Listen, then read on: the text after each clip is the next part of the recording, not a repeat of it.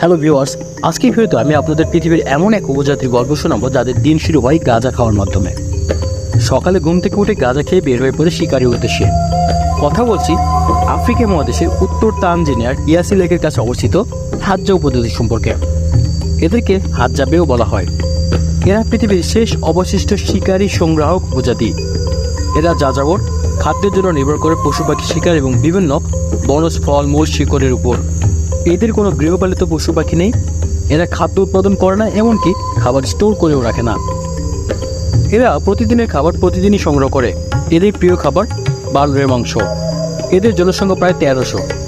এরা 20 থেকে 30 জনের দলে ভাগ হয়ে বসবাস করে এবং তীর ধনুক দিয়ে শিকার করে। এই গোষ্ঠীর ছেলেরা শিকার করে আর মেয়েরা বিভিন্ন গাছের শিকড়, ফল, কন্দ সংগ্রহ করে। ধারণা করা হয় প্রায় 10,000 বছর ধরে চলছে এদের এমন জীবনধারা। এখনও যেন এরা বাস করছে প্রাগৈতিহাসিক যুগে অকৃত্রিম আদিমতায়।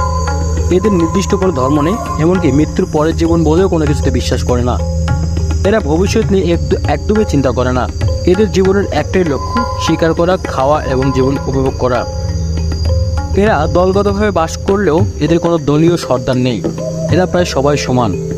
এদের বিয়ের কোনো নির্দিষ্ট নিয়ম রীতি নেই। যাকে ভালো লাগে তার সাথে বসবাস শুরু করার মাধ্যমেই এদের বিয়ে হয়ে যায়। যে পুরুষ শক্তিশালী এবং ভালো শিকারী, সেই পুরুষকে মেয়েরা বেশি পছন্দ করে। এরা এক বিচ্ছিন্ন ভাষায় কথা বলে, যে ভাষার কোনো লিখিত রূপ নেই এবং অন্য কোনো ভাষার সাথে এদের কোনো সাদৃশ্যতাও নেই। তাই তাদের সাথে যোগাযোগ করা বেশ কঠিন। তারা কথা বলার সময় ক্লিক সাউন্ড এবং পপিং ব্যবহার করে। যেহেতু এরা যাযাবর, তাই তাদের নির্দিষ্ট বাড়ি নেই। যেখানে যায় সেখানে শুকনো লতা পাতা দিয়ে এরা ঘর বানিয়ে নেয়। তানজানিয়া সরকার তাদের জীবনধারা পরিবর্তন করার জন্য একবার একটা উদ্যোগ নিয়েছিল। তাদের গবাদি পশু ও কিছু শস্য এবং যন্ত্রপাতি দিয়েছিল, কিন্তু এই উদ্যোগ সফল হয়নি, কারণ এদের সেই জ্ঞান এবং আগ্রহ কোনোটাই ছিল না।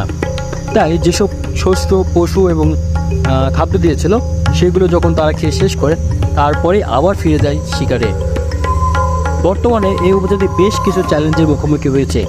তাদের আশেপাশের জমিগুলো দখল হচ্ছে এবং কেটে ফেলা হচ্ছে বিভিন্ন বন। এতে তাদের জীবনধারা বিপন্নের মুখে পড়ছে। এছাড়া বিভিন্ন জটিল রোগে ভুগছে এই উপজাতির অনেকে।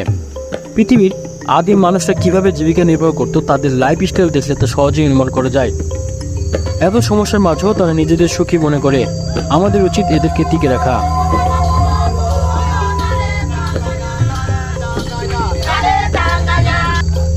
তো ভিডিওটি কেমন লাগলো কমেন্ট করে জানাবেন।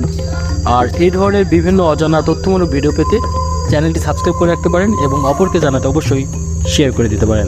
ধন্যবাদ সবাইকে।